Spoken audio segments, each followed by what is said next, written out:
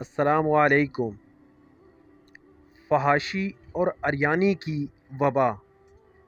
یہودیوں کو دنیا میں سب سے زیادہ خطرہ مسلمانوں سے تھا، کیونکہ انہوں نے مسلمانوں کی بہادری کے جواہرات میدان جنگ میں دیکھ لیے تھے۔ انہیں یقین ہو گیا تھا کہ میدان جنگ میں مسلمانوں کو شکست نہیں دی جا سکتی، اس لیے انہوں نے ایک دیمک کی مثل مسلمانوں کے اندر سے کھوکھلا کرنا شروع کر دیا۔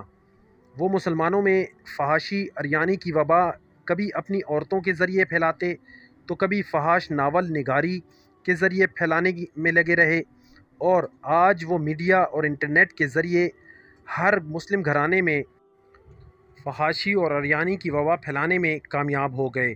آج ہمارا اپنا میڈیا ماڈلنگ، آرٹسٹ اور فیشن شو کے نام پر ہم میں فحاشی اور عریانی کی وبا پھیلانے میں اہم کردار ادا کر رہا ہے۔ کبھی ڈراموں میں پردہ داری پر تنقید کی جا رہی ہے تو کبھی پردہ کرنے والیوں کو اولڈ مائنڈڈ کے خطاب سے نواز کر ان کو احساس کمتری کا شکار کیا جاتا ہے۔ آج ہم دین سے دور ہیں تو اس فحاشی کی وجہ سے، آج ہمارے قلوب ذکر الہی سے خالی ہیں تو اس فحاشی کی وجہ سے، ملک و قوم کی اصلاح میں رکاوٹ کی سب سے بڑی وجہ یہی فحاشی ہے۔ سلطان صلاح الدین ایوبی کا قول ہے کہ اگر کسی قوم کو تباہ کرنا ہو تو اس میں فحاشی پھیلا دو۔ یہ بات سلطان صلاح الدین ایوبی نے بالکل سچ کہی تھی، کیونکہ فحاشی اقوام عالم کے کردار کو تباہ کر دیتی ہے۔ ماں، بہن، بیٹیوں کی عزت کے رکھوالے ان کی عزت کے خریدار بن جاتے ہیں۔ لوگوں میں عداوتیں بڑھتی ہیں، بڑی بڑی دشمنیاں جنم لیتی ہیں، خون بہتے ہیں، فسادات اٹھتے ہیں۔ اس فعل بد کے نتیجے سے جو نسل پروان چڑھتی ہے وہ بد زبان، بے حیا، بے غیرت، دین دشمن اور انسانیت دشمن ہوتی ہے۔ ہماری ذلت و پستی کی وجہ یہی ہے کہ ہمارا ضمیر مر چکا ہے، ہمارے دل مردہ ہو چکے ہیں، ہم اپنے رشتہ داروں کی پہچان کھو چکے ہیں، ہم ہوس کی آگ میں اندھے ہو چکے ہیں۔ حضور علیہ الصلوۃ والسلام کا فرمان ہے کہ زنا دین کو تباہ کر دیتا ہے۔ اللہ پاک سورۃ الاسراء میں کی آیت نمبر 32 میں ارشاد فرماتے ہیں کہ اور بدکاری کے قریب بھی نہ جاؤ، کہ یہ بے حیائی، فحاشی اور نہایت ہی بری راہ ہے۔ فحاشی اور عریانی ایسی بری راہ ہے کہ جس کا مسافر ساری عمر بھٹکتا رہتا ہے، اس کی کوئی منزل نہیں ہوتی۔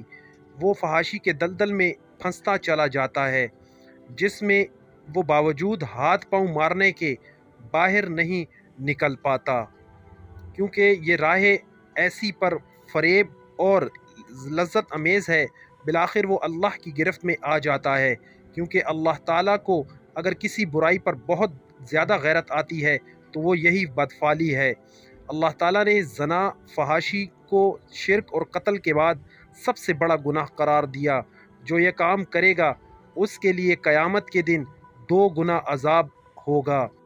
کیا معمولی سی گرمی برداشت کرنے والے پاکستانی 2 گنا عذاب کی شدت برداشت کر لیں گے؟ خدارا بچو اس فحاشی سے، خود بھی بچوں اور دوسروں کو بھی بچاؤ۔ اگر خود اس فحاشی کے دلدل میں دھنس چکے ہو تو دوسروں کو دھسا کر خدا کے قہر کو مت للکارو۔ مغرب کے حالات ہمارے سامنے ہیں۔ مغرب نے یہ راستہ اختیار کیا تو ان کا خاندانی نظام، نسلیں اور نسب برباد ہو گئے۔ ان کو اپنے باپ دادا کی پہچان نہیں کہ وہ اصل میں کس کی اولاد ہیں۔ ان پر خدا کا عذاب ایڈز اور دوسری بیماریوں کی صورت میں مسلط ہو چکا ہے۔ پاکستان میں ایڈز کا یہ مرض، جو کہ اصل میں عذاب الہی ہے، پھیل رہا ہے۔